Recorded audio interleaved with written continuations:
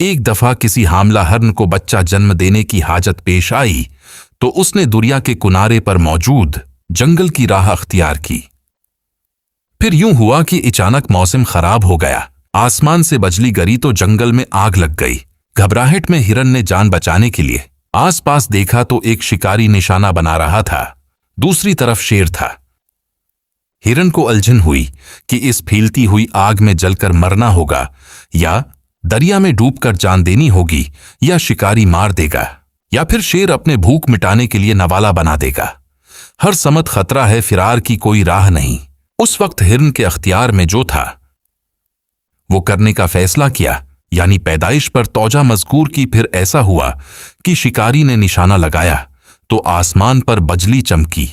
उसकी आंखें अचानक बंद हो गईं और तीर शेर को जा लगा। जोरदार मीना बरसा, जंगल में फैलती आग एकदम बुझ गई।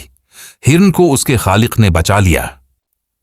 जिंदगी में जब कभी मुश्किलात व मसाइब चारों तरफ से घेर लें तो इस वक्त वो काम करें जो आप कर सकते हैं। बाकी चीजें इस जात के लिए छोड़ दें जिसने निजाम आलम को चारों तरफ से घेर रखा है। वही आपकी हिफाजत करेगा।